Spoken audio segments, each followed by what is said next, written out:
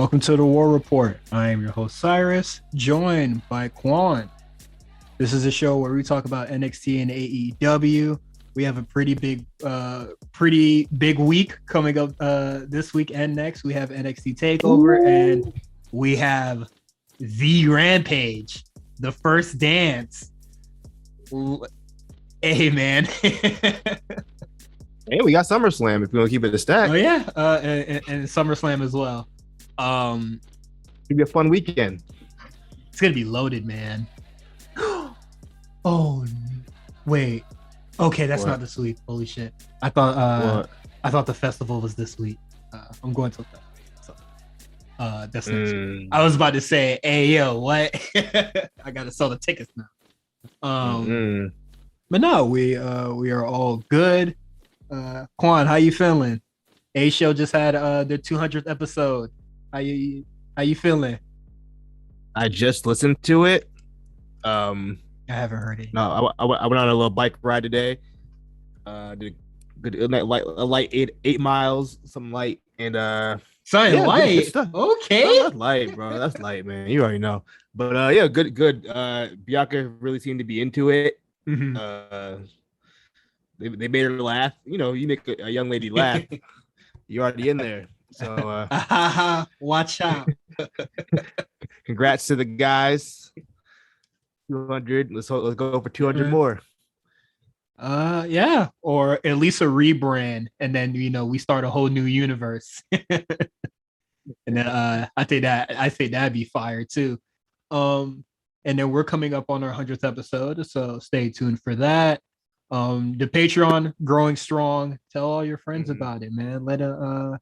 Let them know we got some good content coming through, and then you could get these episodes early.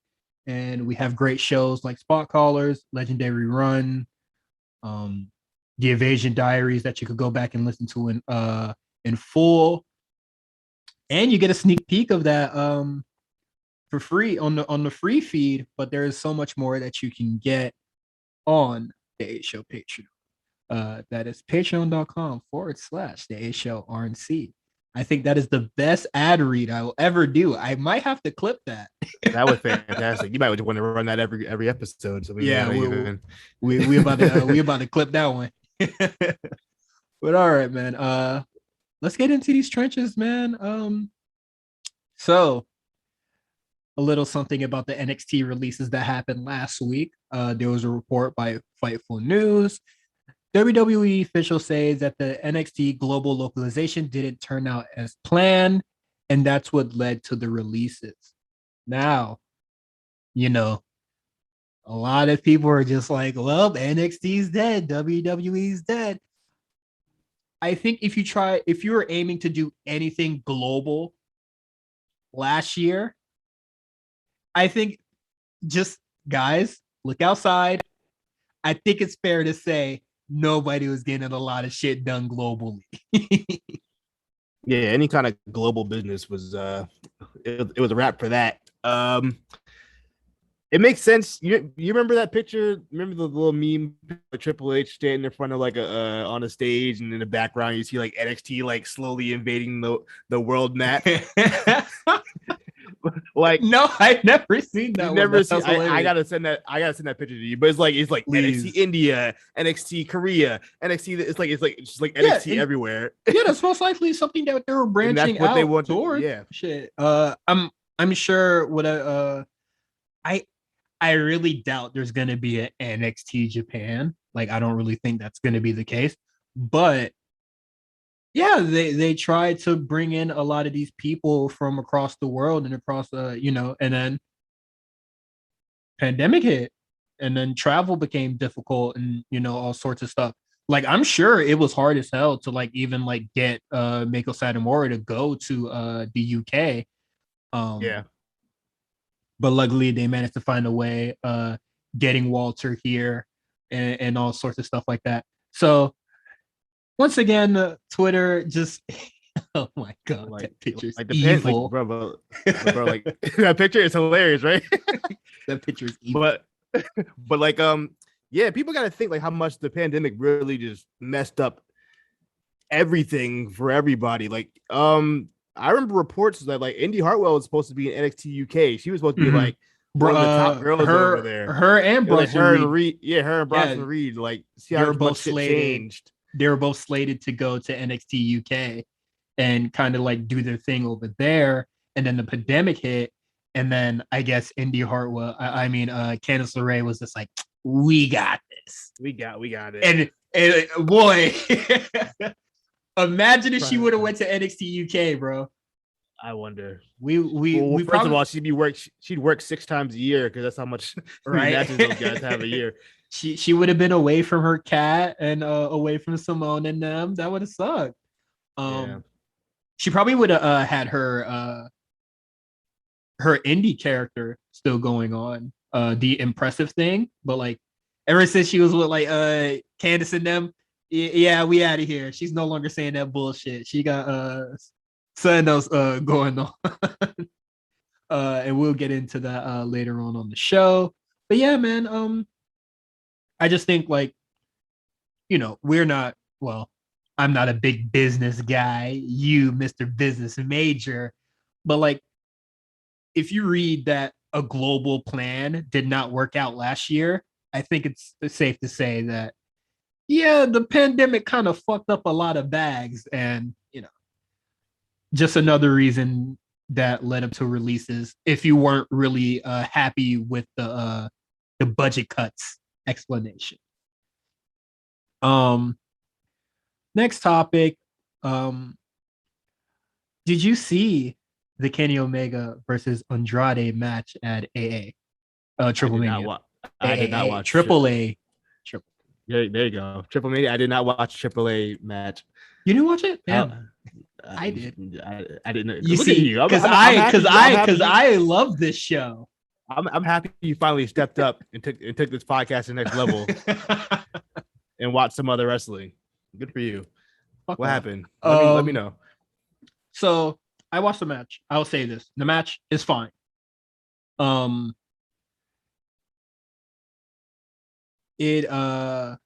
is it? There's been a lot of controversy and stuff like that, especially from a lot of weird Twitter stuff.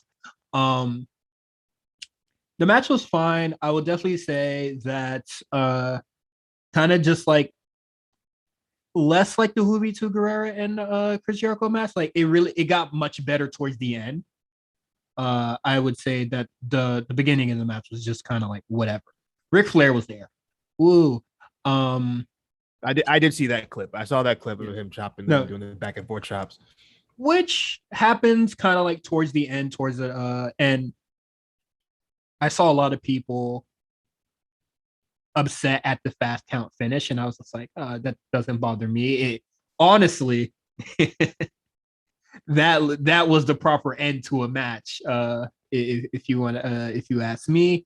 But why was there a fast count? With the ref a heel, or was it like an actual? Yeah, it was it was just like the heel ref thing, which is like it's fine.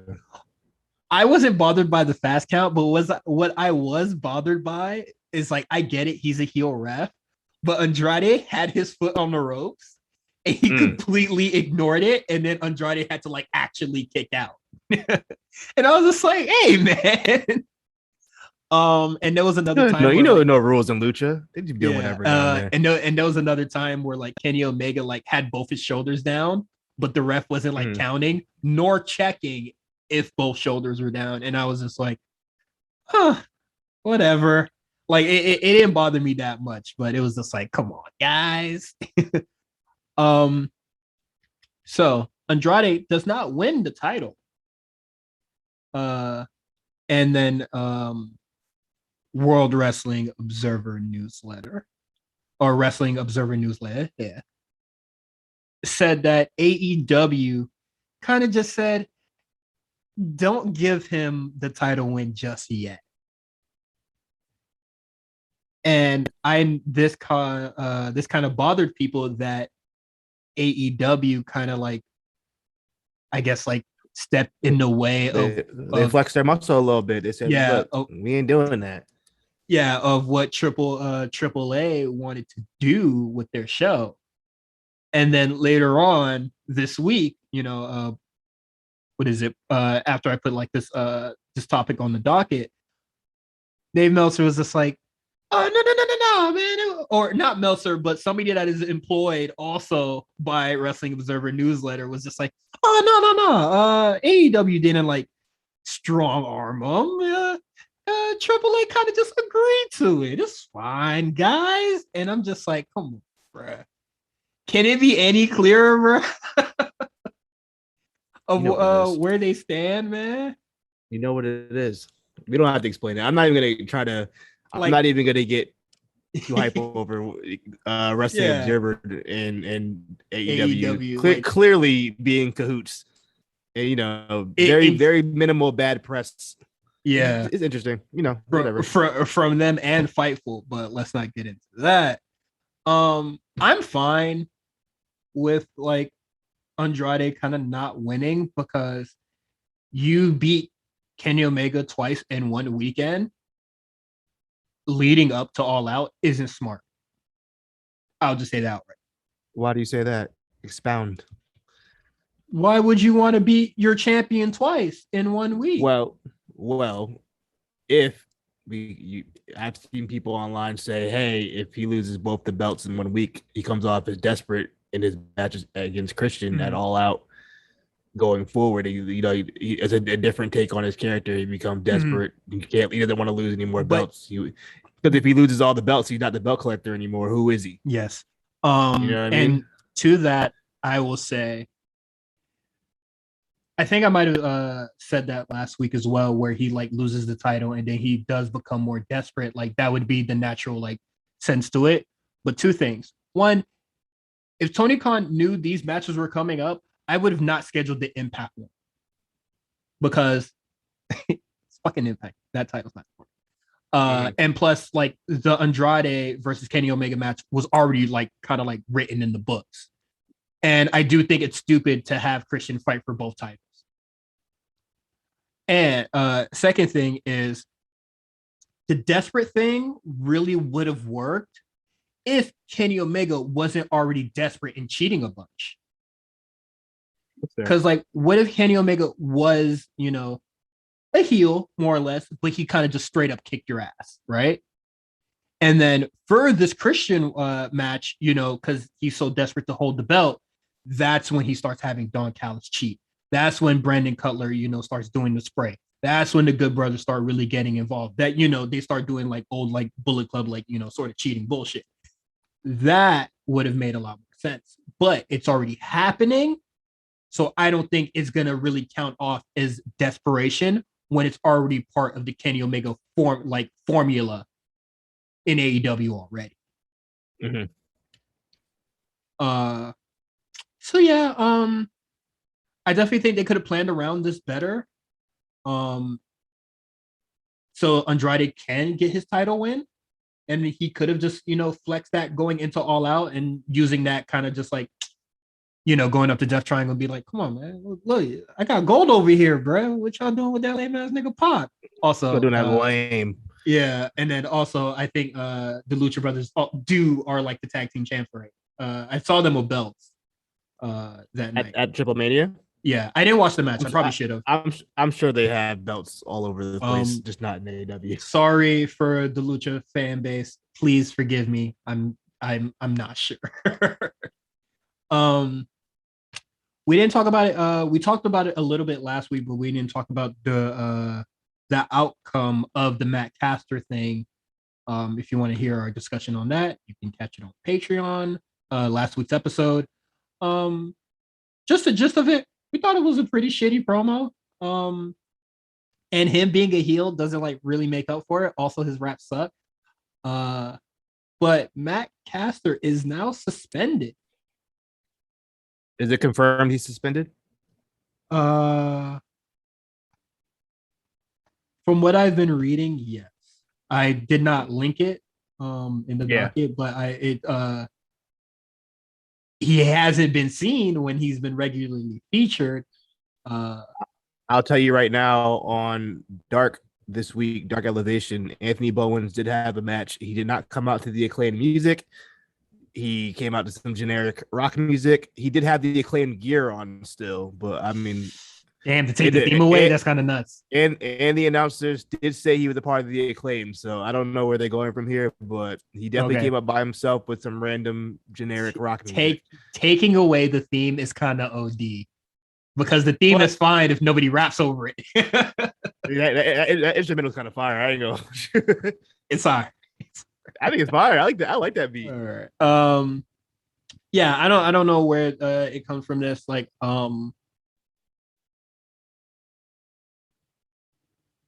I mean, I don't really know what to say about it at this point. Like, I'm not gonna say on like I don't really feel like Matt Caster should be fired or anything like that.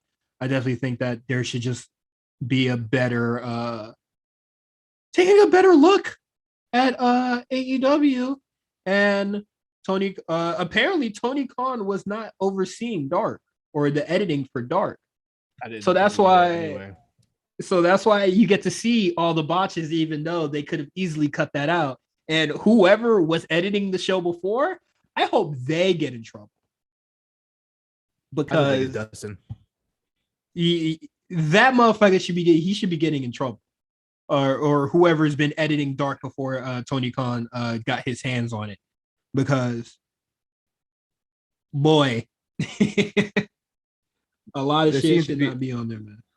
There seems to be a mix up in the chain of command over there. I feel like I just feel like you should have seen that, or at least somebody should have seen that promo and was like, look, I don't know about this one, bro. Yeah, I don't get it. Whoever let that slide. You remember when Rick Ross rapped on the "You Ain't Even Know" beat, and he said that wild line about the Molly and the champagne, and then it was dog. I promise you, there are probably 20 niggas in that studio there, and not one of them was like, "Yo, I don't know about that line, bro." And then the producer heard it, and then the engineer heard it, and everybody was like, "Yeah, we'll let it rock." Like that's what I feel like happened there. I feel like there's a lot of rap lyrics where somebody could have been like, "Did the record scratch?" Like, "Hey man, what are you doing?" You want to do that? Yeah, I can't think of any right now. I think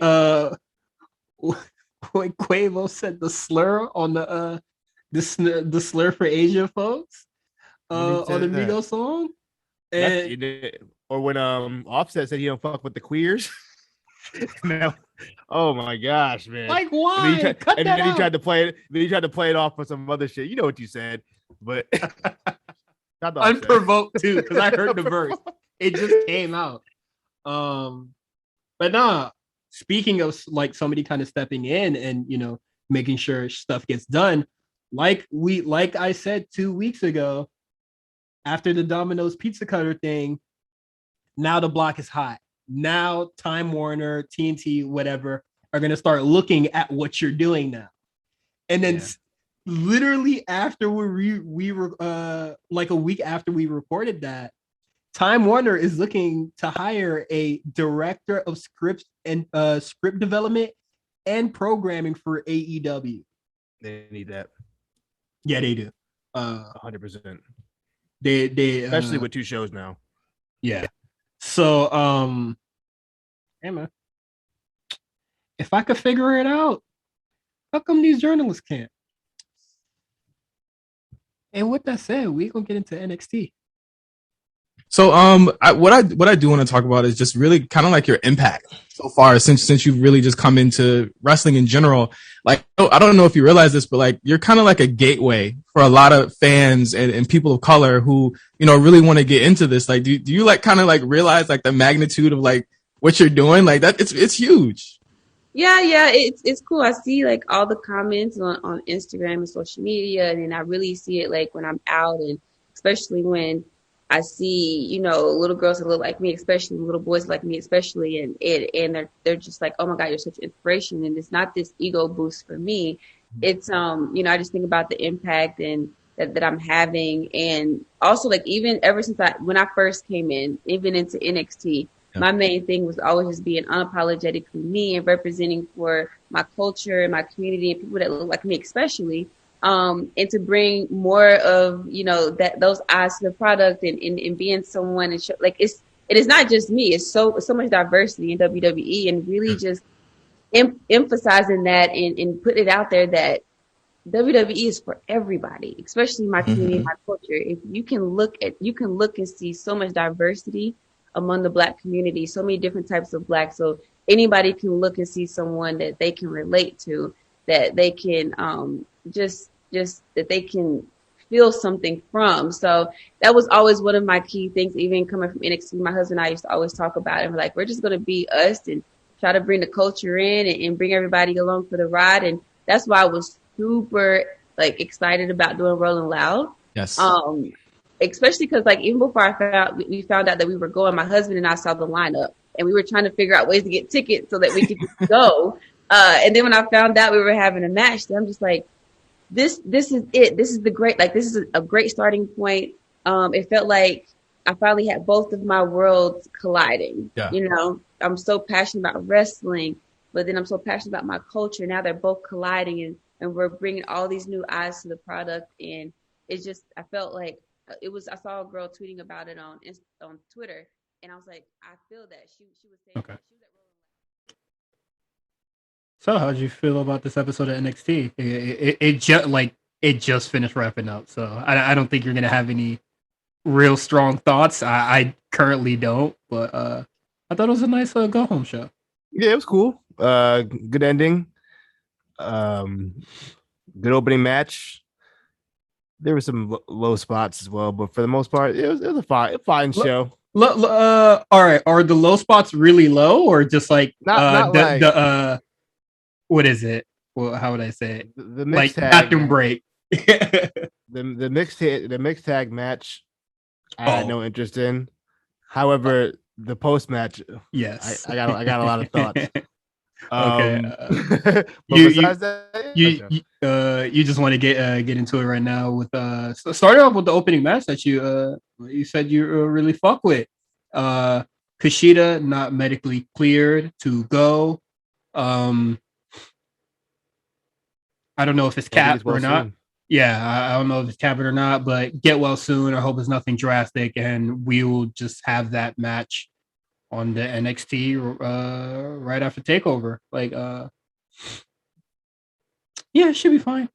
I thought, well, when some of these in the group chat dropped the news, they were just like any guesses of who it's gonna be. I originally thought it would be Dragunov, but I was just like, nah, they both kind of need momentum, trying to like both go into what they need to do. Yeah. And then this motherfucker comes out. And I was just like, damn, we might not get the Strong and Kushida thing for a while. That's what I thought as soon as Dragunov came out. I was like, man, well, as soon as Dragunov won, I was like, yeah, man, I guess Kushida ain't coming back no time soon. Because why else would they have Roddy lose like that? Or like not, I don't mean like no time soon, like in months, or I hope it's not months. I'm thinking just like 2 weeks. Yeah, nothing imminent, like immediately needed to be done. Yeah, and also like it'll work. Like Roderick Strong could just be on 205 Live this week and just pick up a win to like sustain like some momentum again. Like even if we, quote unquote, don't see it, but that kind of just makes sense to me. But this match was hard. I mean, what do you expect? You know how I feel about Roddy. Yeah, exactly.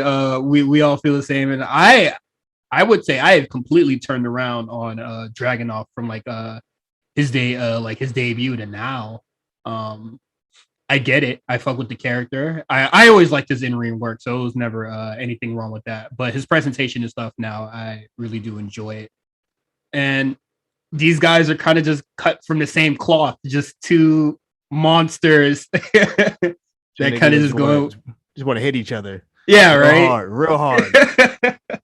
I like that. That was all really great stuff, man. I really did like the match. Like you said, Ilya Dragunov wins, and then he's just screaming out like he wants Walter. And I thought, this is gonna play into the finish of the show, like or something, right? Like, there's no way Walter's not gonna come out at some point, right? I was wondering. I was like, is Walter there? For a minute, I was like, is he even at the CWC? No, I thought that too, and then I remembered that MSK and Imperium are gonna have a thing. Yeah. So I was just like, he'll probably like pull up for that, and then he was in the video package later on the show. Yeah. But really good match, man. That's probably the match of the night. That was like some of the best stuff on the show. Not to take away from MSK and Imperium, but every good stuff on everybody. So Samoa Joe and Karrion Kross have a face off with goddamn 3 minutes left of the show. And in NXT fashion, you know how it always goes down. They just break everything around in the whatever venue that they are in. And then they love tearing the PC up, man. They'd be fucking that building up. Like, I don't want to say there's no use for the plexiglass and fence anymore because COVID's still a thing, but I feel like they really just keep those shits up just so they could break them down. Oh, for sure. Definitely. And for the fans to bang on them, which they don't do enough. I think the fans should bang on the plexiglass more often. They don't do it enough. You're right. I think they're more of the chant. They prefer to like just chant now because we've been away for so long, so it's just nice to scream again. Yes. But they should bang on the shits again. Oh. All right, and then we got Cameron Grimes versus Josh Briggs. LA Knight kind of just sets Grimes up to get a little softened up before their match at TakeOver, and Ted DiBiase was on commentary, and I thought him and LA Knight were like really, really nice. Like it was a packed booth, but they didn't need to have half the people that were there. Right? Yeah.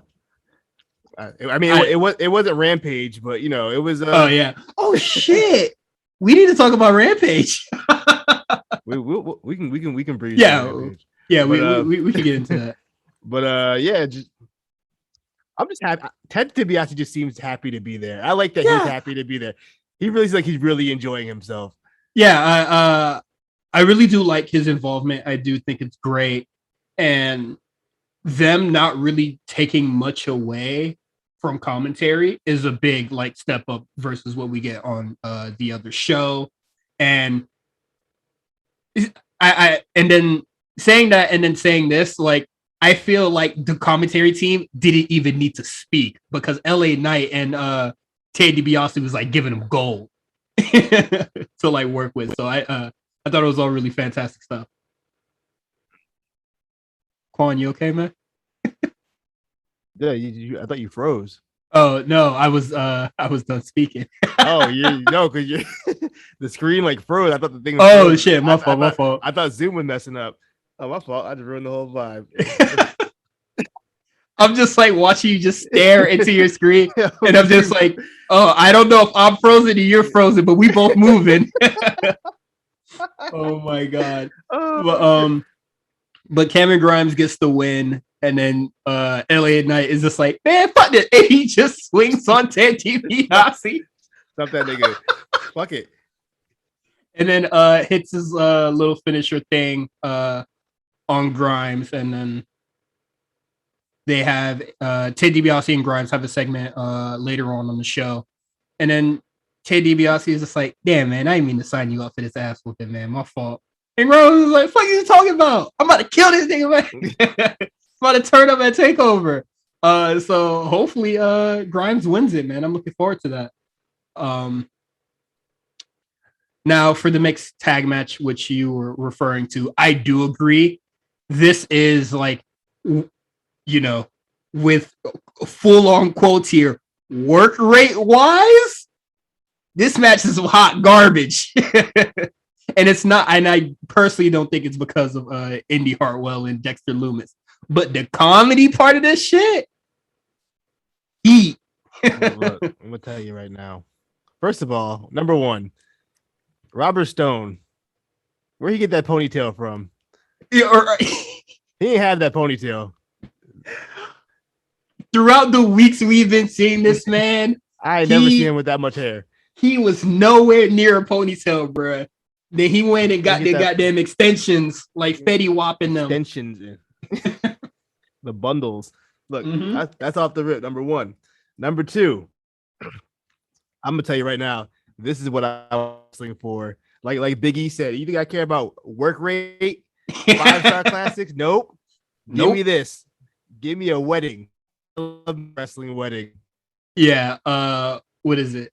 This is so much better than I would say this is much better than them actually working a match, which is just like, don't do that.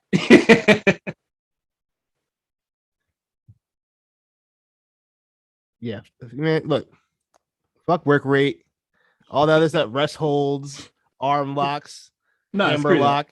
I don't need none of that, man.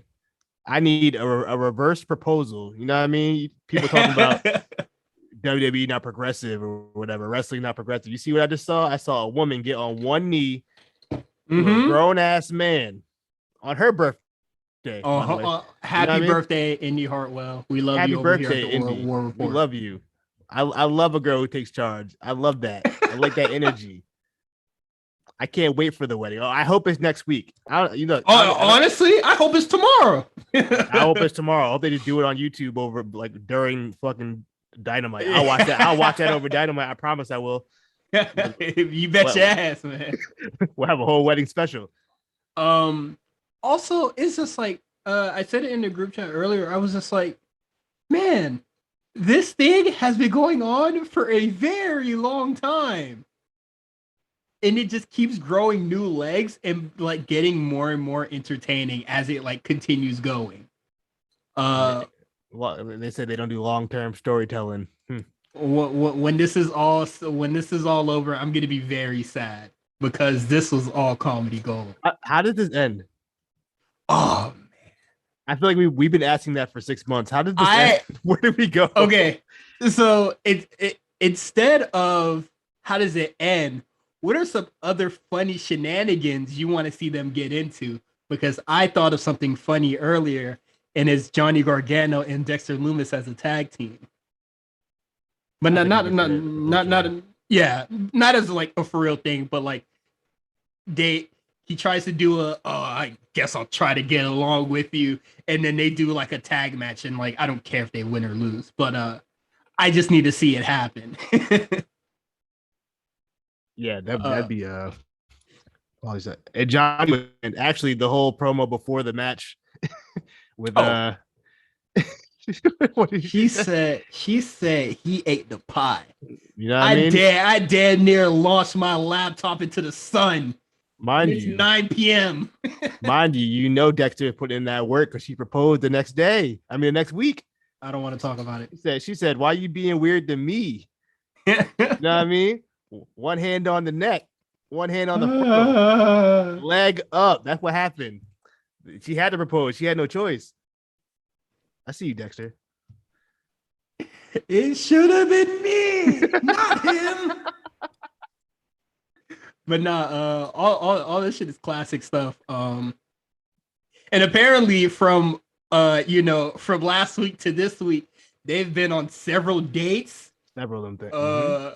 Hot air balloon, which I agree is a baller move. Yeah, even Johnny had to respect that one. Yeah, you're right. It was kind of fire, bro. But yeah, man, I thought that was all really fun stuff. I can't believe that was the longest thing we talked about so far.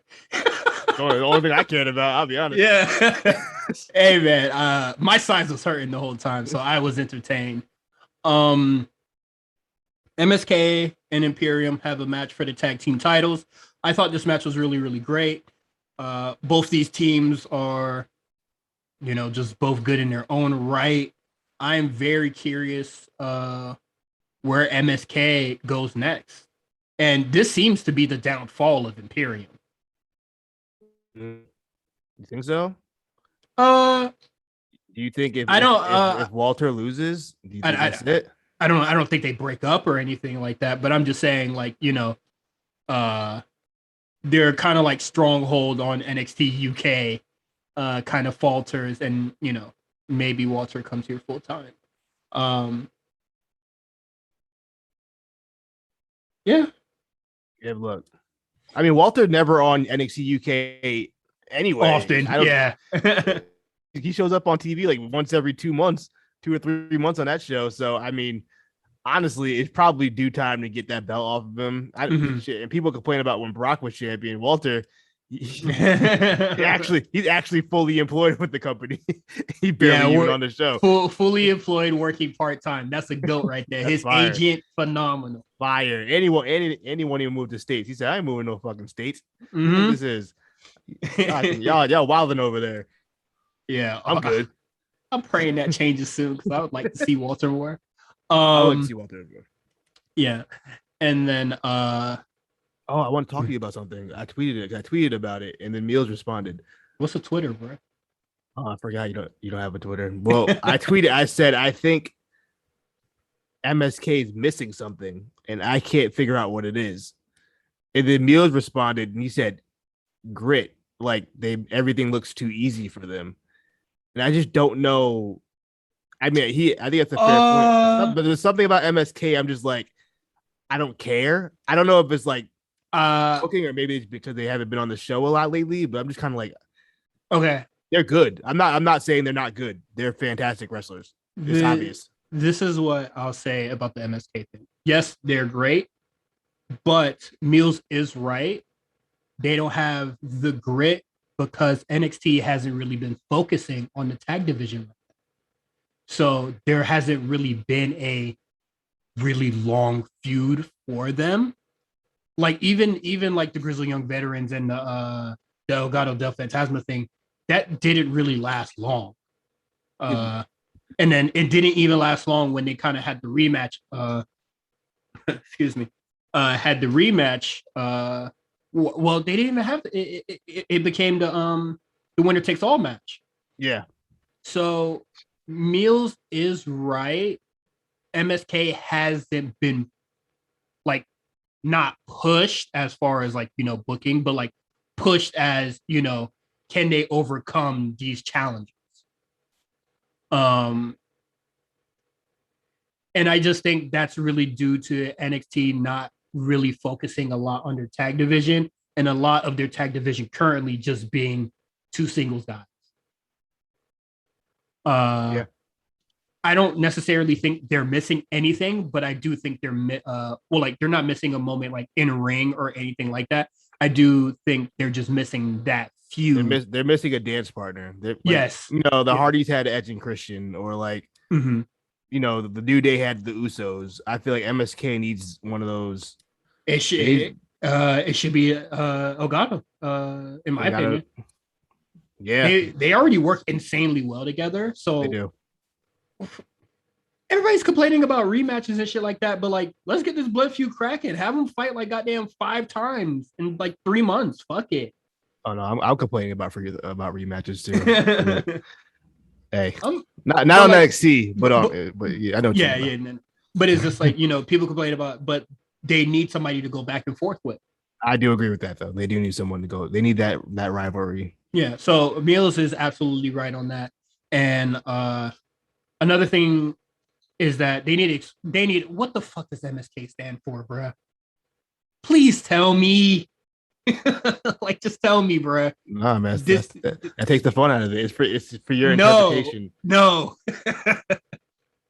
I need to know what MSK means, man. What do y'all stand for? What the fuck y'all representing, man? Who are you?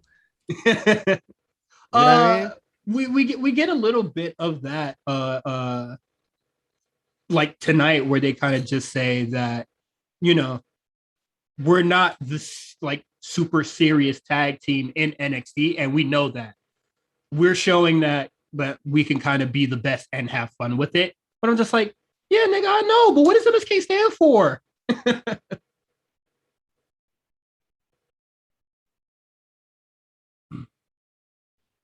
All right. So the match, like we said, it is really, really good. And then Walter comes out, kind of just has a walk in to do a little distraction for the heels. And then Dragunov comes out, kind of runs the interference. They're kind of just brawling outside. And then MSK just wins it while there's like all the chaos happening on the outside. And yeah, they MSK retains the tag titles. MSK leaves, and then they kind of just leave Island Dragon off to his fate, which his well, kid that boy is gets stomped out. let his ass get whooped by goddamn Imperium. So yeah, that's how that went off. And then I'm very curious what's next for them because there is no more tag teams. They beat them all. Have they wrestled Thatcher and Ciampa yet? I want to say yes. I think they have to. Yeah, I don't know who else they'd wrestle unless they got some, one of them breakout guys form a tag team or something. Yeah, I don't know. Let's not hope for that. I don't know. Quick hits. If you have your War Report bingo card, I forgot to put this on the docket. Breakout tournament stuff. Duke Hudson loses to Carmelo Hayes, and it will be Carmelo Hayes and Odyssey Jones. Odyssey Jones in the finals. Some brothers in the finals. I'd love to see it. Yeah. So hopefully they don't lose it. So two straight tournaments. We're guaranteed to have a black winner. I like that. I like that. I'm not even mad at it. You see the vision of where NXT is going. Yep, and that's what sets them ahead of the competition. Speaking of black people, Hit Row and and Elgato del Fantasma. They have a really cool segment just to heat up the match that they're going to have at Takeover. I still think it's disgusting, but Santos put his nasty hand in that man's mouth in a pandemic. Y'all some nasty niggas over there. See, and then Florida... don't bring Florida into this. Look, I've been saying it for a while now. You got to be a little dumb to be a pro wrestler. Yeah, they should be doing some dumb shit, bro. Don't put your hands in my mouth. I don't care. Mick Foley would do that his whole career. Don't put your fucking Britt Baker too. Don't put your hands in my mouth, bro. Look, no limit. Situational. Britt Baker is situational, but anyone grown. All right, guys. Anyway. Any grown ass man, don't put your hand. Mike's still on. I want to chuck your mic into the sun. So interesting parts of this segment is Santos going, I felt like I disrespected your culture ripping out your grill, and I thought that was very funny. And then he's just like, hey man, just come out here to the parking lot. The NXT parking lot, mind you. Come outside. We're not gonna jump you. No, that's pretty much what he said. Dead ass. And then Swerve was just like, yeah, walking, I guess. And Why then not? He kind of knew he was gonna get jumped, but I'm just like, even though you go get jumped, it's still a 3-on-1. You should have had at least Hit Row escort you to the door. And if they heard something, and then they'll pull up. Them motherfuckers are still in the ring. I thought the brawl was really nice. I think it might have been Wild that took like a nasty like bump into like the he did the Rey Mysterio spot. Yeah, just like the head first into the thing. I thought that was I was just like, goddamn. And then B-Fab comes in with a steel pipe, just hitting everybody, evening the odds. And I thought this was really cool. I can't wait for the match. Is B-Fab ever gonna wrestle? Can she wrestle? Probably as much as Jay Cargill. Prime target, Adam Cole and Kyle O'Reilly. Once again, Adam Cole kind of just shitting on Kyle. And Kyle kind of not fighting back. So they're going to have their match 2 out of 3 falls, 3 stages of hell, whatever you want to refer to this match to. Should be cool as well. We get I guess an interview segment. I don't know, but they're in different rooms. It reminds me of the Samoa Joe and Brock Lesnar thing when they were just like, oh, it is too dangerous to have you two in the same space, which was really, really cool. Raquel kind of just hit some stingers, really hurt Dakota Kai's feelings. And then, just going back and forth, the same thing, calling each other sidekicks, betrayers. I do like the line where Dakota Kai was just like, really? You saw the future in this? Because you didn't avoid my kick a couple weeks ago if you quote unquote saw it coming. And I was just like, good shit pointing out that cap, man. Your foresight isn't as strong as you thought it was. But look, I'm gonna tell you right now, the push is coming. When one of the ladies dyed their hair a wild color, the push is coming. Her hair was already pink, but she got like a couple strands of green. Was her hair always pink like that? Or am I bugging? Yeah. She dyed it pink. Maybe because she didn't have it down, or maybe she like re-dyed it or something. Because it definitely looked. It looks different. She did it for Hannah Roar when she passed. So she always had the pink hair, but now she had like a couple like green strips in it. A push is coming for both these ladies. So but you know what? It's definitely a lighter pink. I'm looking at pictures now. The pink she had back then was dark. It's a way lighter pink now. I'm feeling it. I'm with it. Yeah, it's cool. She looks great. She looked great. They might hit like the fresh re-dye on the before the takeover, so it might be back to it might get its vibrancy back. But that is it for NXT. But we have to do predictions for Takeover 36, which I think is so boring that it's just called 36. That logo sucks too. Have you seen the logo? It's like it looks like 35 versus like I hate that logo. It looks like 31 as well. And we will be doing a spaces for that. Can you pull up the card for it? I'm not gonna pull it up on my phone. I'm pulling up right now. But yeah, we'll be doing a spaces for it, and there will also be a spaces done for SummerSlam, and then for the hot takes that's gonna happen on the A show. It'll be after this. It'll be out. The hot takes is supposed to take place on Thursday, so we won't even, unless you're Patreon, you won't hear it. It is what it is. You already missed it. It is what it is. Anyway, we got the takeover card. I'm just gonna go in order on Wikipedia. Excuse me. Match number 1, Walter, Ilya Dragunov. Who we got? Is Dragunov's time, man. I think so too. I think Walter's had a great run. He's had the belt for what, like 10,000 days. Yeah, throw that. Fuck it, it's over. End that shit now, please. Since the Obama administration, he's held that belt, so I think it's time for him to let it go. Next up, I'm agreeing too. I think it's Dragunov. Next up on the list, I have Karrion Kross versus Samoa Joe NXT Championship. Come on, we see the writing on the wall, fellas. One of these guys has one foot out the door already. You know what I mean? So yeah, so Samoa Joe definitely taking it.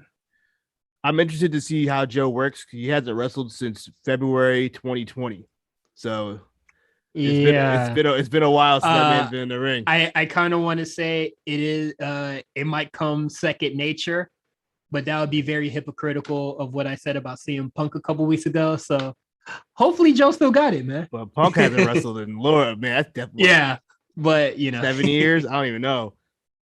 You would think it's second nature, but we'll see. I'm not. I have all the faith in the world of him being able to execute moves. I'm just worried. I'm more concerned about like just ring shape. He's gonna get gassed. You know what I mean? I think they both work a style that like is kind of like a slowed down pace. Like this is not 2002 Samoa Joe here, so we might be getting a lot more submission holds, probably some power moves. Not in a bad way, but I think the pace will be like a little slow. Will this be good?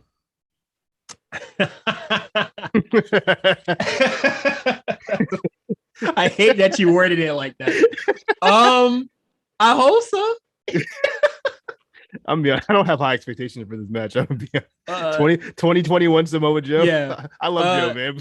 I don't know. I love 2020 Samoa Joe, but Karrion Kross is the one I'm worried about. That's what I'm saying. He wrestled earlier this week, and I don't know if he still got it. But yeah, I'm gonna go with Samoa Joe on this one. I guess Joe. I gotta imagine Karrion's. He's on the road, so honestly, for that match is barely a prediction. Yeah, it's inevitable, as Samoa Joe would say. Next up, Raquel Gonzalez defends her championship against Dakota Kai.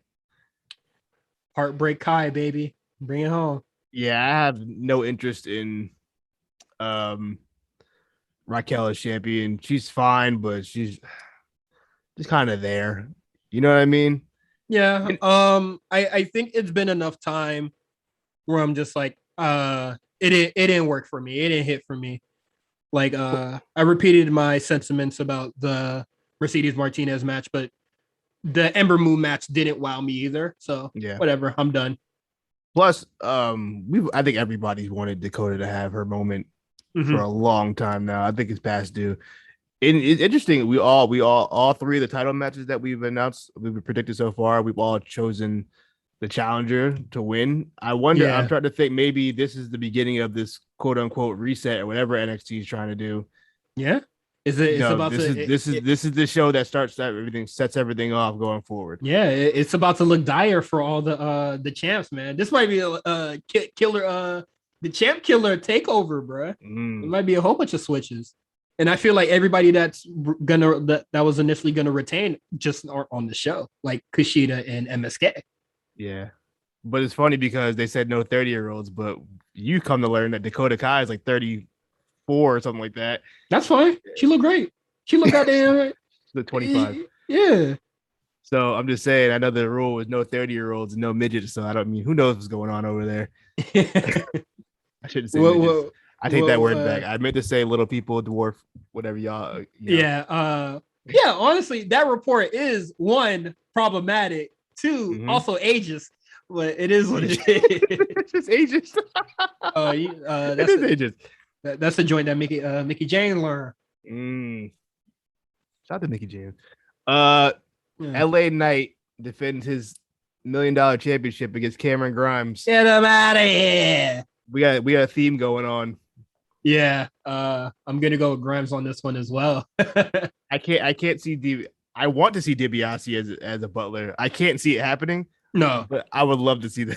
Really. Yeah, this is one of the matches where I wish it could go either way, and I'd be okay with it. You know what? Just to have a little fun, I'm going LA Knight. Hey man, let's do it. Let's keep it going. I'm gonna go with Grimes, but I wouldn't hate if LA Knight won. He won me over. Yeah. Nah, I'm not LA Knight hive and no shit like that, but I'm a fan. I'm impressed. And match number 5. Kyle O'Reilly, Adam Cole, 3 stages of hell. First fall singles match, second fall street fight, third fall if necessary steel cage.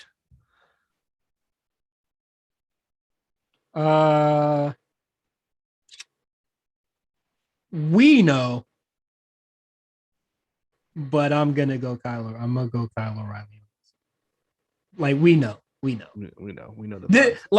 this takeover is either the champ killer takeover or the we know. I'm gonna put it this way. I'm going to say a lot of the people on this card tonight, on Sunday, they ain't gonna be on the next takeover card. Yeah, I have a strong feeling that's what's gonna happen. Take NXT and takeovers are gonna look a lot different by like goddamn War Games. Yeah. So everybody, just last week we were seeing people saying that NXT needs a reset. Watch when all the champions lose so the reset can happen. People get pissed. People were saying reset the universe, vacate all the belts, start over. Yeah, they on 2001 WCW it. I'm saying, and then watch them change titles, basically what people wanted anyway, and do a reset, and people are going to be pissed because I don't think any of these champions are retaining. Yeah, I don't either. My pick is Kyle, by the way. I don't care. I don't care for his character at this point. I don't care about Cool Kyle. I'm sorry. Him and MSK, they need something new, or like a little more. Kyle just comes off like You know what's crazy? He adores. You know what's funny? He would fit in AEW so much more. Oh, because everybody over there is fucking dorks. Dog, look, he would be an amazing Dark Order guy. Yeah, He's goofing off. Look, I want to. Let me take. So, like, right? I like AEW for the most part. Fantastic wrestlers over there. Great talents. A lot of those guys are dorks. I'm sorry. They just come off dorky. Swaggerless. The show, swaggerless. I've said it a bajillion times. Swaggerless show outside of maybe 5 guys. And then, what is it? Also just like dorks, parentheses, just not interesting. So, and that's Kyle at this point for me, at least. I mean, I don't know who resonated from other fans, but for me, I just don't care. I do think he's a great competitor, but once again, pairing somebody with Adam Cole and not giving them a gun to work with. Yeah. Adam Cole's is gonna chew him up and spit him out. And that's exactly what happened on the last week and on the Prime Target. Mm-hmm. I don't know. I really don't know what the hell they plan on doing with Kyle O'Reilly, but it's not going well so far. Ever since I would say the goddamn Fatal 5-Way. But good luck, Kyle. That is it for NXT. You want to go into Rampage right now, or you want to save that for tomorrow when we do AEW as well? Let's just save all the AEW stuff for tomorrow. All right. So you heard Quan. We'll be getting into all the AEW stuff tomorrow, which doesn't matter to you guys. Yeah. At all. Yeah. Probably should have said that. Now I have to edit it out or some shit. Gotta edit it. We're all family on the War Report. They're here. Yeah. Let's get into AEW, quote unquote. No, not the table. No, oh my God. No. Not Sting. Oh my God. The powerbomb through the table by 2. Oh my God. Sting's back up. Sting's back up. Oh my God. That's the old Stinger that many of us remember. Yes, we do. Drop kick by Darby. Scorpion death drop. Come on, baby. Stereo. The Stinger drop 2.0.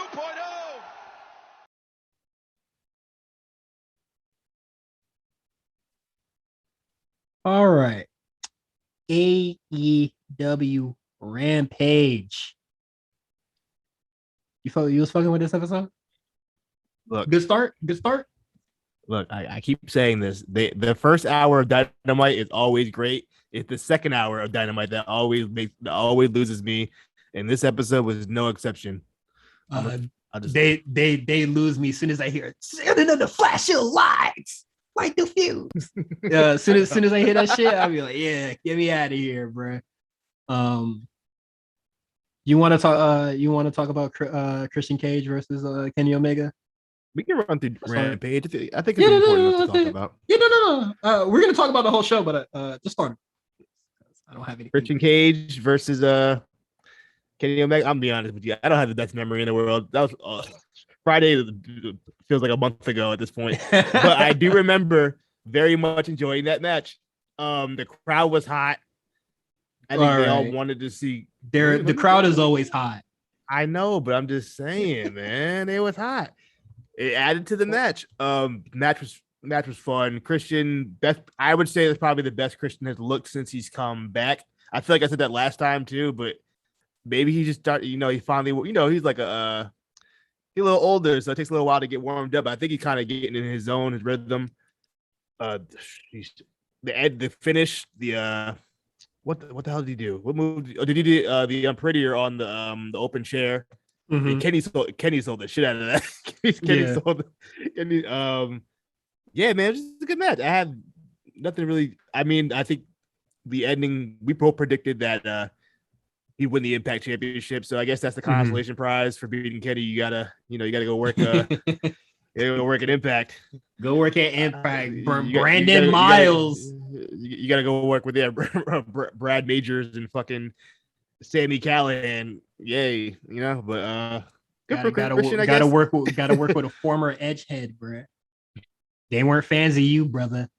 I thought the match was okay. And that's all I could really say about like this match was like okay, like I thought it was fine, and then once like the cheating started, like once again, like I just started like rolling my eyes, and I was just like, all right, let's get to the finish, and then DM Prettier happened, and I was just like, yay, okay. Instead of going into a third gear, you guys are just like, let's take it home, and I thought that was okay. The match was perfectly fine. Congratulations to Christian, and then we'll see if he wins it at All Out. Miro versus Fuego del Sol. I know you've been wanting to talk about this for a minute now, so go ahead, get your shit off. I honestly, I don't have really much to say anymore. I just think that you're gonna do. You remember when they did this exact stipulation for Drake Maverick and he lost, and then they still gave him the thing, and then people were mad about it. And then now they do the same thing with Fuego del Sol. But there's a little extra sprinkle because, oh my God, you're my friend, so I can't let you out on the streets, man. And then everybody goes ape shit for it. I just want to start it out with that. That's bullshit. Also, this match sucks. It's barely a match to start. Since when is Miro susceptible to a DDT when we see nobody hit it? He's the master, but this is Fuego del Sol. How is commentary going to tell us that he is susceptible to DDTs when one, he doesn't have a match in weeks and nobody hits a DDT in the matches that he has? And we never see Fuego del Sol on TV. So we don't know on Rampage that his DDT is something special. But you got to remember, who's producing these matches, man? But look, you got to understand. A lot of these fans do know, just because we don't watch. So like I know we're looking at it from like the casuals kind of viewpoint. Clearly, I'm not a casual. I watch damn near all of AEW's products for some reason. So his whole storyline was that like he was the master of the Tornado DDT, but he could never hit the Tornado DDT because he would just lose the match beforehand. And then the one match he finally did win, he hit the Tornado DDT to win the match. Okay. So that was kind of the storyline. As for Miro being susceptible, what's the word? I don't know. Whatever that word I can't seem to say. I sound like Kendrick Perkins, but like I don't know where that came from. I guess from prior, when he was in WWE, he must have lost to a DDT at some point. I don't remember. We don't acknowledge Rusev and Miro are two different people. No, whatever happened in sports entertainment land, we don't talk about that. So you answered one of the questions, and that's fine. And then the second thing, that kind of just came out of nowhere. Also, wins and losses are supposed to matter from what I'm hearing and from what I see in the rankings. So when I saw Fuego del Sol come out and I saw 1-37, guys, am I wilding for holding AEW to their word that wins and losses are going to matter? I think it's fair. So why the fuck is this nigga getting a title shot? And why the fuck are you even trying to sign him? The crowd likes him. Like, I swear, AEW, like, people will be over for just a week. And then AEW be like, oh, I'm going to exploit the fuck out of this. And then people think, oh, this is really good booking because they're hot in the moment. And then once they have a moment like this, it's all said and done. Because guess what? Fuego del Sol wasn't on goddamn Dynamite this week. Miro mentions him in passing. And then the whole segment where Sammy Guevara comes out was just like, all right, you lost, but you're my homie. So I talked to Tony Khan. I let you get your ass beat, man. I was gonna say, and I got you the job. And then everybody went, "Oh my god, this is fantastic! A feel good moment." Are you fucking serious? Look at you being a Grinch. Hey man, AEW is promoting loser behavior, and you know what? The AEW crowd can relate. Okay, Dan Lambert. Dan Lambert, yeah. Hey, he was spitting at the end of that promo. He was talking man. that shit. Yeah, he was talking that shit. He lost me on the at the start, the snowflake talk, whatever the hell he was talking about. I was like, "What you talking about, bro? You getting real MAGA on me? I don't know." I feel like he understands the game. Oh no, he gets it. Yeah. We'll talk about that. I actually like that promo quite a lot. But Red Velvet versus Britt Baker. This match is good. I liked it. Yeah. Red Velvet's still a little rough around the edges, but she is much better than what we saw when she was facing Jade Cargill with Shaq, and then her singles match against Jade Cargill. Sure. So good stuff. I liked it, and she played up being a heel, even though she's supposed to be the babyface, which is fine. And then Britt Baker, who's the babyface, playing heel, which is fine. In AEW, the lines are always blurred, man. Nothing really makes sense out here. To be fair, it was in her hometown. Yeah, but she's still doing like stuff that would normally get somebody heat. Like she's doing like heel spots, and the crowd is just banging on their chest, going ape shit. And it's just a little confusing on that front. But I thought the match was fine, and it was all good. Of course, Red Velvet loses. I don't think. I think Pittsburgh really would have fucking rioted if Britt Baker would have lost there. Yeah, there's no fucking way she would have lost that match. Yeah, so it's all good. Now the real Rampage. Yeah, let's talk about it. The real one. Britt Baker kind of just goes crazy on Red Velvet, and then Chris Statlander, I'm sorry, I cut you off thinking about who was in the crowd, and then somebody mysterious and all black comes out, and they just start beating up on Chris Statlander. The crowd is in utter silence. She does the reveal, and the crowd is still in silence because they have no idea who the fuck this is. I thought of Becky Lynch for like half a second. I was like, that Becky yeah, because it did look like fucking Becky Lynch. I was like, that Becky?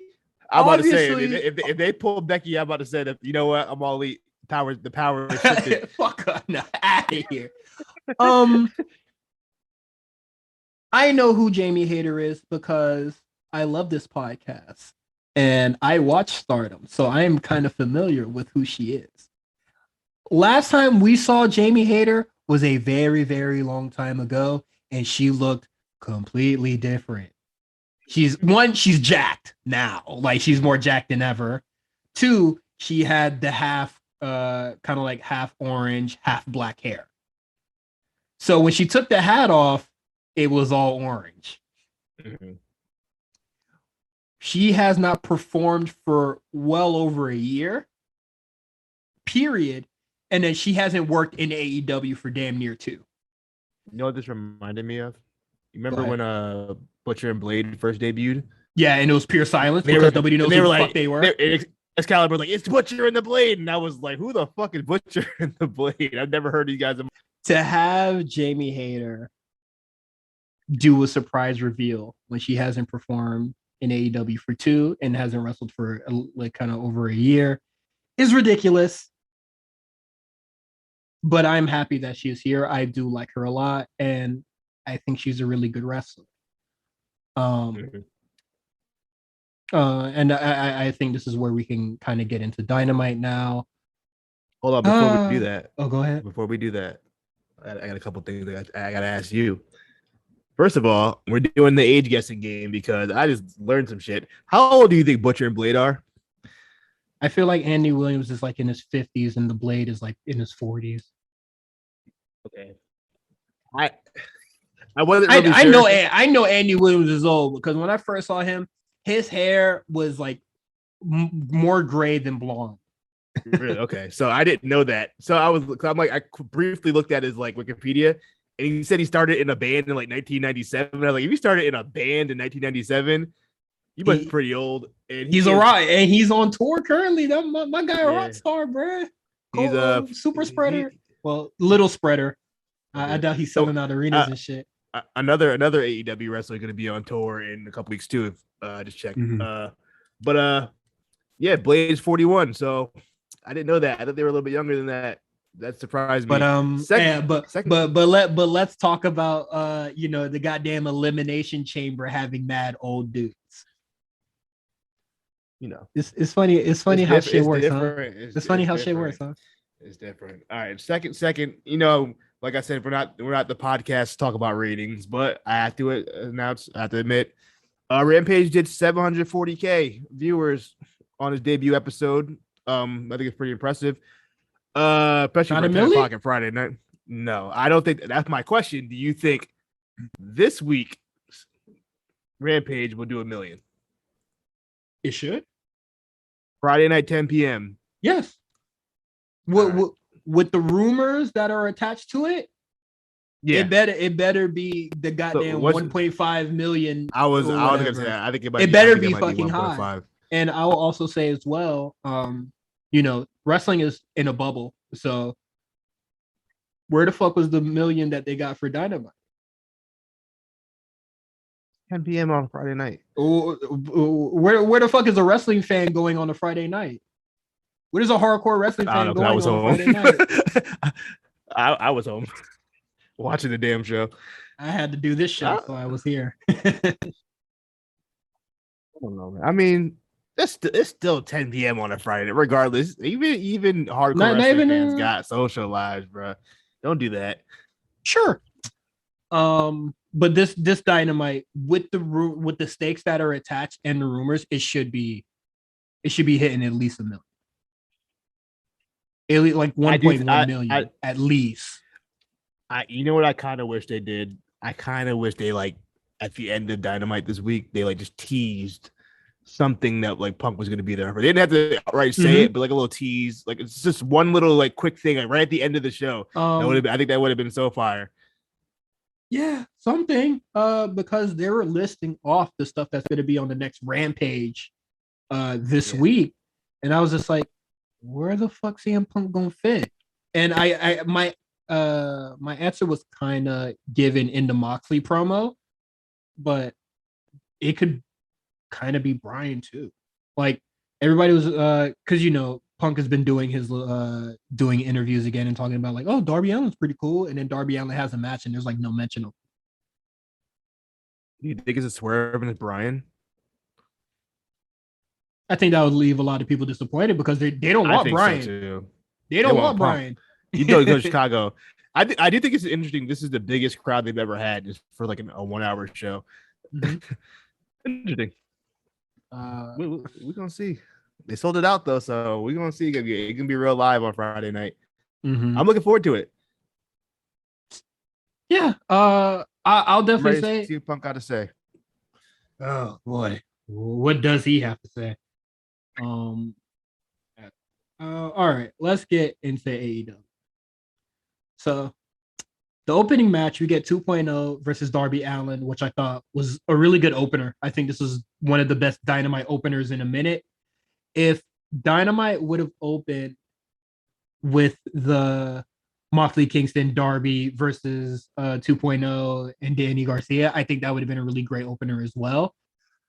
I am gonna say that 2.0 so far with Danny Garcia are pretty entertaining.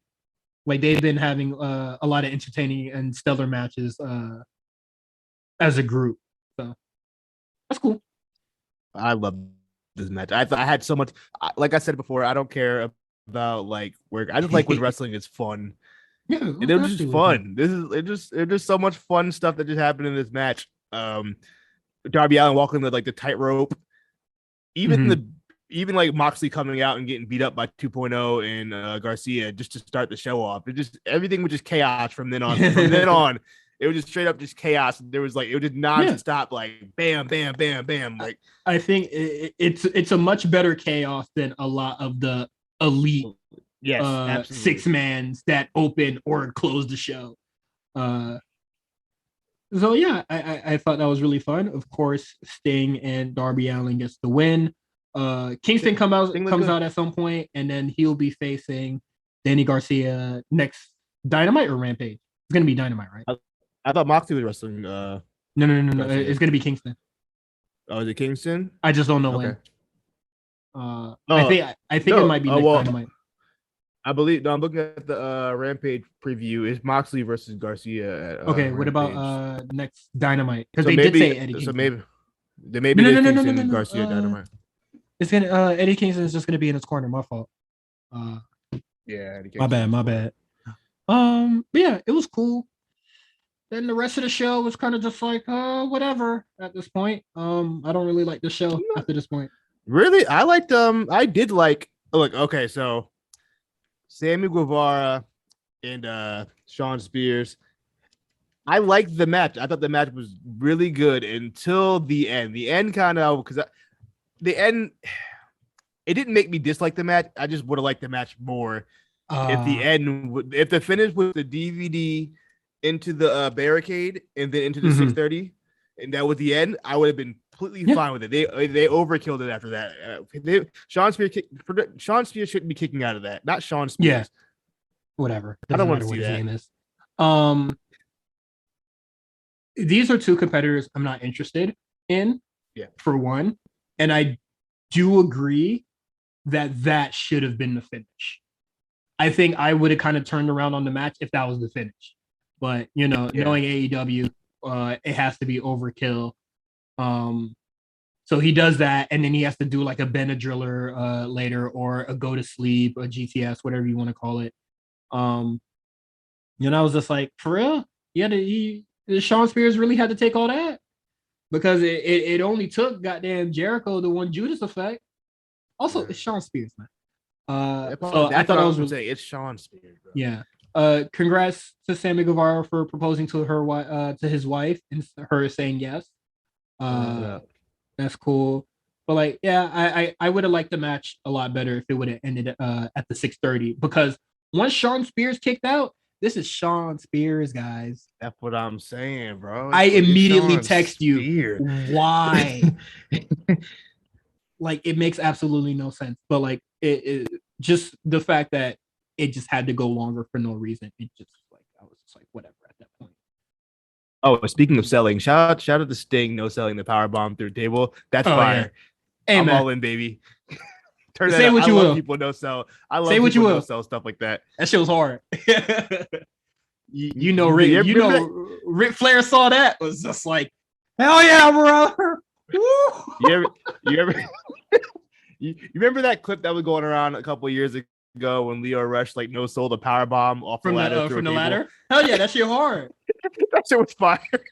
People were so mad. I was like, I love that. Man, that shit was hard. He did that shit, stood right back up and beat his ass. What's up, nigga? I love it. That cemented him and goddamn Joey Janela's legacy. And did you see that Janela that match? Yeah, that was Janela. Did you see that Janela turned on Sonny Kiss? I did, because I watched that episode of Dark. What are they doing, bro? No, I don't like to. Joey Janela is gonna, oh man, you're holding me back, and then go nowhere. Do nothing. Go Marty Jannetty him and not become Shawn Michaels. What else happened on the show? The Bucks versus Jungle Express. You know how I feel about Jungle Express. And the Bucks. You don't even say their name right. That's how much that's how much you don't care about it. Ooh, it's Jurassic, ain't it? It's Jurassic, ain't it? It's Jurassic. Ooh. Yeah, that shows how I feel. I think it's really funny that what is it? Luchasaurus gives us the hot tag, and we're supposed to be convinced that he's like this wrestler that can like really like kill shit, but he's been put on the sideline for 2 months for Christian Cage and Jungle Boy.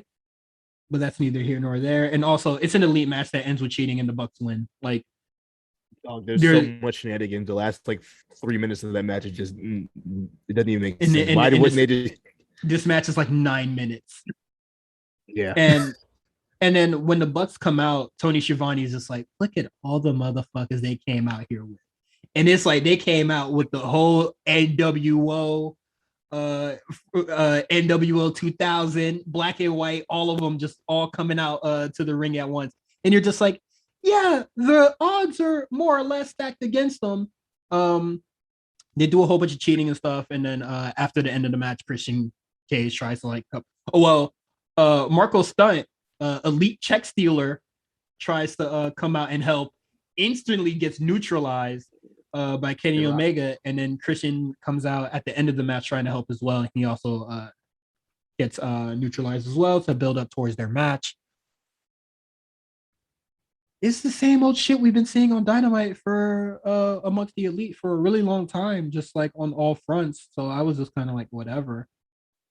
But that leads to later on in the night. Yes. Schiavone interviews the Young Bucks, and they're told they're going to have a 4-team eliminator tournament, and the winner faces the Young Bucks at All Out inside of a steel cage, because that'll stop people from interfering. Yes, that will clearly stop people from cheating.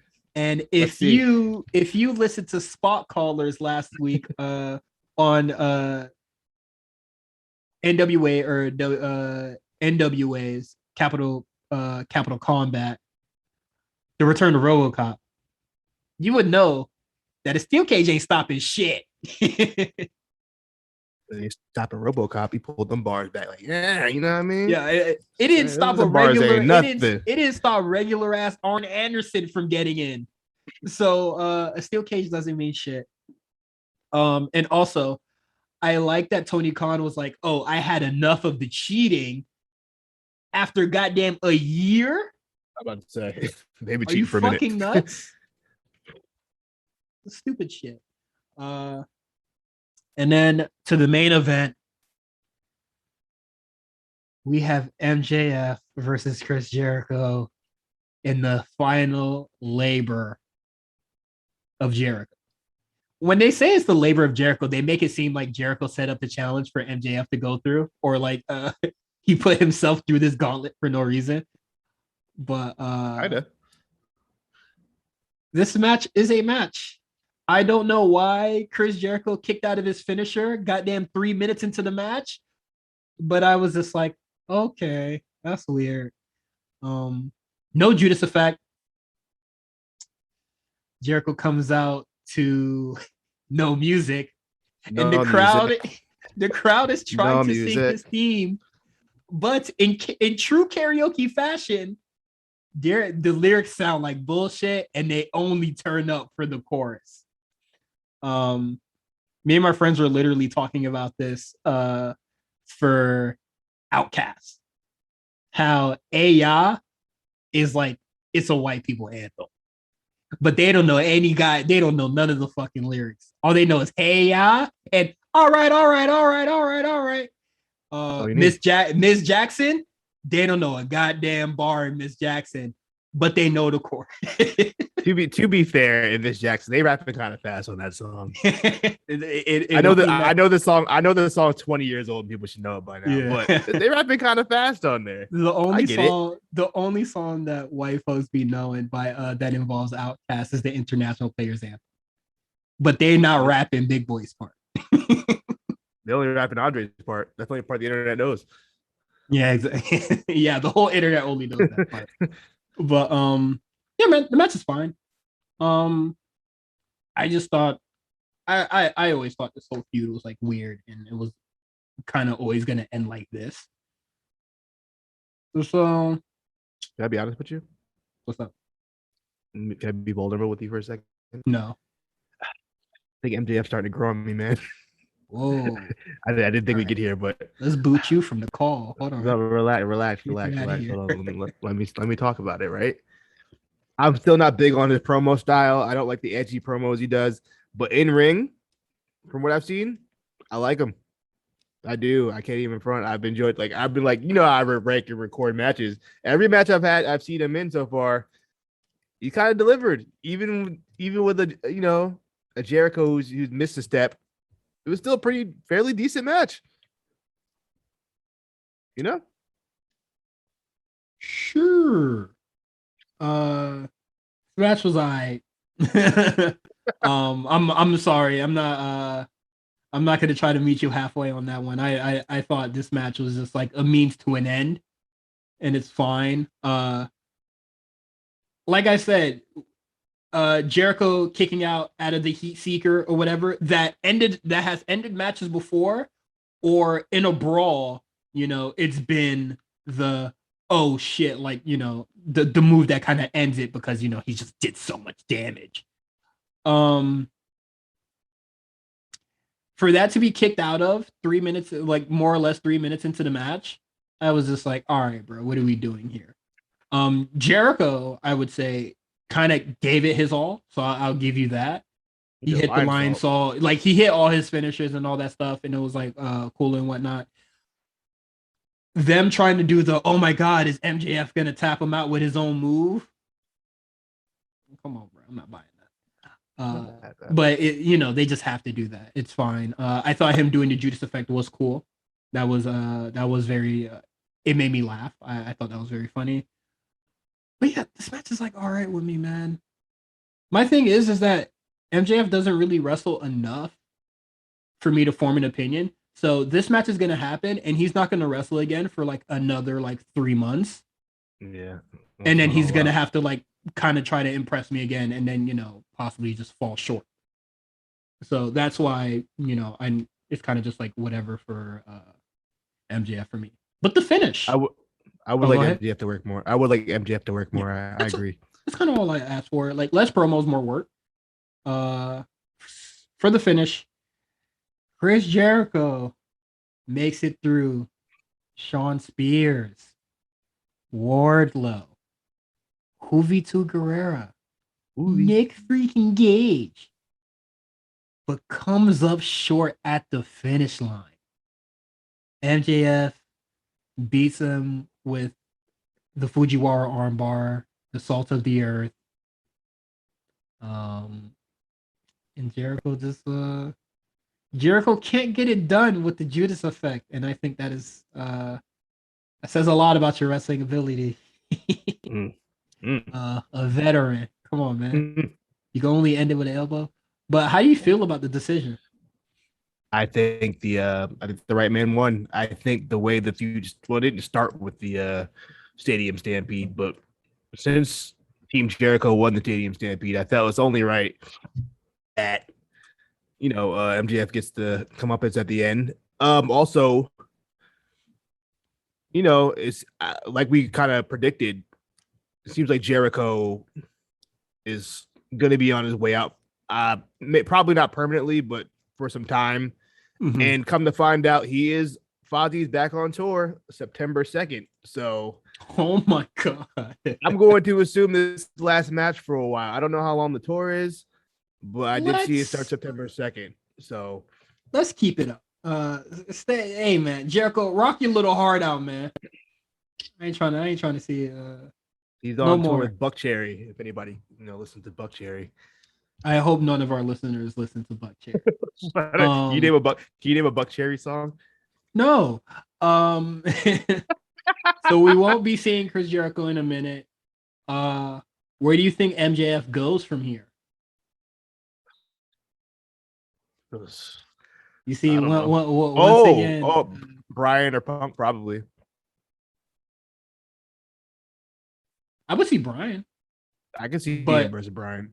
I can see him and Brian, but when the fuck is Brian coming? When is the New York show? Look it up. Where is Brian from? New York? He's from Aberdeen, Washington. They be treating like New York is home. Okay, so that's I guess he September 22nd out there. Yeah, September 22nd. So how many weeks is that? That is 1, 2, 3, 4. That's about five weeks from now. So what does MJF do from then? So he's not going to I mean, wrestle. So next week he just goes, I beat Jericho, and then we keep it pushing. But yeah, pretty much it. you know And then, why? maybe I 2 just weeks from now remembered. he calls out. What's up? You know why I thought Eddie Kingston was going to have the match? Because Miro calls him out, and he wants to wrestle Eddie Kingston. When did he do that? Did he do that in the promo? Yeah, he did that in the promo. Sorry, just Mm. just a loose train of thought that made me remember it. Just mentioning New York just jogged my memory. Gotcha. But yeah, so the MJF roadmap is next week. He just brags about beating Jericho, and then the next week he has like a squash match, and then I guess they try to cook up a little feud with Sammy Guevara. What is it? All right, 3 weeks. We got to do 2 more. That's what I'm saying. So that week before that, he starts calling niggas out. You know what I mean? And then he probably have like 2 matches before possibly that week, and before he probably like even looks at Daniel Bryan. We'll see. But yeah, That's my guess, though. yeah, we'll see what happens. Hey man, if we're right, you get to take your victory lap. So let us pray. All right, that was a lot of AEW. Sorry, fellas. A lot of AEW. There's gonna be a lot of AEW for the Are we upcoming week. reviewing Rampage every week? I'll forward? be review. I'm fine with that. I'm gonna watch it. So Yeah, I'll see how much I can stand before I'm just like, all right, I've had enough. Like how important the show is going to be. After, Rampage is after the very, very story important right now. Yeah, so we kind of have to. Yeah, I'll be looking forward to what matches are going to be on Rampage this week. I just had the damn thing up. Garcia versus Moxley. It's gonna be cool. Moxley, Jade Cargill versus Kiera Hogan. That's interesting. You see, soon as Kenny Omega loses the belt, the partnership actually starts getting women. I'm not 100% sure Kiera Hogan's still in Impact. You sure? I don't think she is anymore. She worked Raw. No, not Raw. What the hell am I talking about? She worked Dark. It's great. Oh yeah, no, she left the company July 18th. July 18th. Yes, Interesting. Yeah, she left. So July 18th. I will take that comment back. That means the door still closed for the women. Yes. So you made it out slander free, Omega. You win this one. She dating Diamante. Did you know that? Oh yeah, I saw her beat her up. I mean, what? Yeah, she beat her up. Who? She beat up Diamante. I saw that clip on Dark. Was it not her? Oh wait, no. Did you know they were dating though? Oh no! Oh, I didn't know they were dating. I thought you meant they just beat him up. No, I didn't know. Yeah, I was like, what are you talking about? Sorry, I thought when you said domestic situation, I thought you were talking about. I thought you were talking about Dark, and I briefly looked at Dark. Shit, that was cool. Yeah, so I did one more match, but I don't remember what it is. Did you see Jade Cargill's Dark match against that young lady? Yeah. Oh, actually, David Arquette's niece. Actually, I forgot her name, Rachel Arquette or something like that. Oh, that's cool. She was beating the shit out of her, bruh. She was beating the shit out of her. She was fucking up some moves, but still beating the shit out of her. That's cool. Her comments earlier this week kind of made me like down on her because I'm just like, all right. She's saying I'm that bitch, and then on Twitter she's just like, just give me time to flourish. Like, come on, dog. What? And then she was taking snubs at Bianca Belair. I thought that was really weird. And then you remember when we talked about Tony Khan saying, "Oh, we don't need a performance center." Oh, what? That's stupid. And then Jade Cargill's talking about, give me time so I can practice and train. Shit, apparently Tony Khan told me y'all niggas don't need that. I don't think he said we don't need one. I think he said we don't have one. That's kind of the. You say that you don't have one, and then you be like, "Yeah, fuck it, we don't have one." I think that says enough. I guess that's already quick hits, but let's get into the Dynamite quick hits here. The Dan Lambert promo. Right. I thought at the start of it, when he was calling niggas snowflakes and really in his Rush Limbaugh bag, I thought it was really weird. But when he started mentioning like, oh, you niggas think you're hardcore? Y'all niggas just ain't got nowhere else to go. And I was just like, okay, this nigga spitting. I got no hoes, no friends, nothing. This is where all you lame ass motherfuckers can link up unjudged.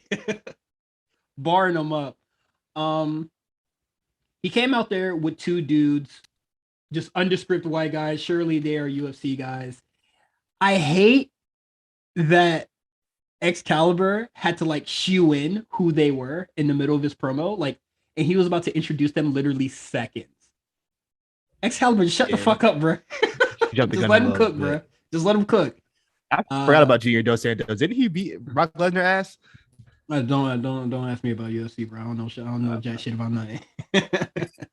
I'm pretty sure he fucked Brock Lesnar up. Go ahead. Cuts his little promo, and then he kind of just opens the door like, anybody in the AEW locker room want to come out? Run that shit down. And then Lance Archer comes out. No Jake the Snake. And then what the fuck is their name? What is their team name? Men of the Year. You sure it's not Men of the Hour? Whatever. No, Men of the Year. Men of the Year. Men of the Year. Yeah, those two goons show up and beat up Lance Archer. And then the segment kind of just ends. Like it was like a wet fart of the ending because I was expecting like, you know, Lance Archer to get physical with the MMA dudes. Because they look way more interesting than Ethan Page and Scorpio Sky. But yeah. And also no mention of him losing the IWGP US heavyweight title. I thought that was very funny. And then the segment just kind of ends. I don't know who the fuck asked for this segment, but Paul Wright and QT Marshall have a really long segment, and I thought this segment was really dumb because just because you are an AEW backstage personnel does not mean you can just show medical records on the goddamn Titantron. That is a HIPAA violation, I think. I don't like. I don't Twitter like to use that. So. Well, shit. I think that's just like an HR violation of some sort. That's private information right there. Surely, Big Show definitely gave him the right to use it, but just jokes. But this is not a joke. Why the fuck are they showing this? Why is any of this happening? They have to like. I know they are a very aware company when it comes to like social media and like what people are talking about. They have to know that not even AEW diehards want to see QT Marshall on their TV. Why do they keep putting QT Marshall on the TV? That, and then on the other end, why is Paul Wright having a match? Because I remember when Paul Wright announced that it's going to be him and QT fucking Marshall at All In. Nigga, who's hyped about that? The same Big Show that y'all motherfuckers was yelling, please retire. When they announced they had him, I remember there was a shirt on Pro Wrestling Tees that said, "Get off my TV." And there was a silhouette of the Big Show, Braun Strowman, and like two other wrestlers. And what Braun do? Oh, Braun was ass at the time. And then they released a second shirt that just had Dana Brooke on it. I thought that was very green. It was like just her, like a Dana Brooke silhouette. Dana Brooke tries. Don't do that. You shouldn't even be on TV like that to be even doing. Yeah, this was like a really, really long time ago. But trust me, I remember this T-shirt. This is not something I'm making up. Where the fuck is that energy now? I'm sure. When I probably don't follow enough. AEW this was a long time. This is when I was like still interested in going to Pro Wrestling Tees for shirts. I think this is incredibly fucked up and hypocritical of everyone. This is sickening. especially for Paul Wright to be going up against literally the worst, most uninteresting wrestler in AEW right now. This nigga's ass. And then we're gonna have the match between these two for fucking what? Ridiculousness. Penelope Ford and Thunder Rosa have a match. I like in this match on commentary, they say that, hey, if Penelope Ford beats Thunder Rosa here, she'll be a lot closer to a title shot against Britt Baker. And then if and then there's no mention of where Thunder Rosa is possibly going to go if she beats Penelope Ford here. And she's beaten Britt Baker before. Never happened. You know what? They like to say that lights out matches don't count, but they meant it. They really meant it. But that shit was in full consideration when pushing Britt Baker to the fucking moon. So that's very funny. Thunder Rosa wins here, and then back to whatever she was doing on Elevation or Dark, whatever. Moxley has a promo talking about everybody wants to come to AEW. Everybody wants to be the man in AEW. I paved the way for a lot of you motherfuckers. And then he mentions Hangman Page for some reason. And I'm just like, Hangman Page hasn't been on the show in 2 weeks. So y'all niggas planting seeds, or you just talking shit to talk shit? I can't see Hangman being at All Out at all. I mean, I don't know when that baby's coming, but it's coming. So, and when I mean plant seeds, I mean Hangman Page needs to show up in 2 weeks, not show up in goddamn October talking about Moxley. I heard you talking shit, because I'm not going to remember this promo, and neither are you. Britt Baker and Jamie Hayter have a promo. I thought that this promo was very fine. I thought it was very funny that Britt Baker was just like, oh, I had to bring backup for Squint at Paper for Red Velvet, bruh. You needed to have backup for her? That's nuts, man. Jamie Hayter cuts a pretty mean promo, kind of just shows that she's no slouch on the mic. I thought it was really, really good. She's gonna have a match against Red Velvet. She's gonna finish the job. That should be something. That should be cool. It's looking to be Chris Statlander versus Britt Baker at All Out. So whatever. I'm hoping Jamie Hayter is going to be around for a long time because she's good. I think she's really, really good. Hopefully she can showcase that against Red Velvet. But that is it for our show. Is there anything you wanted to that's kind of it. We talked about a lot of stuff here. I have nothing. I did see a tweet. This is completely off topic, but I saw a tweet. Like, remember when CM Punk called out Chris Brown to fight? Do you remember that? I saw that tweet earlier today, and I was just like, "Damn, I forgot about that. I forgot all about that. So lame." Who was that for? I want to see that fight. It's for Chris Brown. What you mean? You wanted to smoke? I guess, man. CM Punk, get it how you live, man. You can follow Quan at Twitter at the Comeback Spot. You can follow the A Show RNC at the A Show RNC on Twitter. You can follow. You can subscribe on Patreon at patreon.com/the A Show RNC. We have amazing stuff, amazing content on there. Some exclusive shows. We have a lot of stuff coming out soon. You can get this episodes of the War Report and the A Show early. Congratulations to the A Show 200. We are approaching our 100. That should be fun. Rewriters Room also have an episode on Patreon. Please check that out. We have our Patreon exclusive shows, of course, our Spot Callers, Legendary Run, Evasion Diaries, which you can binge in full. And then you're going to hear a lot of us next week. So hope you guys are ready for that, because I'm not. There's going to be a lot of recording to the next week. Let's go. I'm ready, baby. Oh, man. We're going to have to work this out. But thank you to all our subscribers. Thank you to everyone that retweets, listens, likes, all that sort of stuff, shares the podcast, shouts out the podcast, all that sort of stuff. Thank you so much. But sorry, if you're not a patron, you're going to miss out on this extensive talk between me and Quan about an all-star match in All Japan. An all-star six-man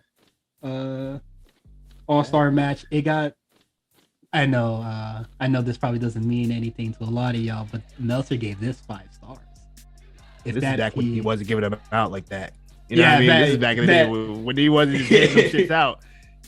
Yeah, when he wasn't you had to earn that 5 back then. Yeah, when he wasn't throwing them bitches willy-nilly. 7 stars and shit. We talk about some other wrestling stuff. I forgot because we already recorded it. But if you wanted to listen to that, subscribe to the Patreon. And then to the non-patrons, hopefully to see you on the Patreon next week. But we will end the episode now. All right. That was a terrible end, but we're going to end this shit, right?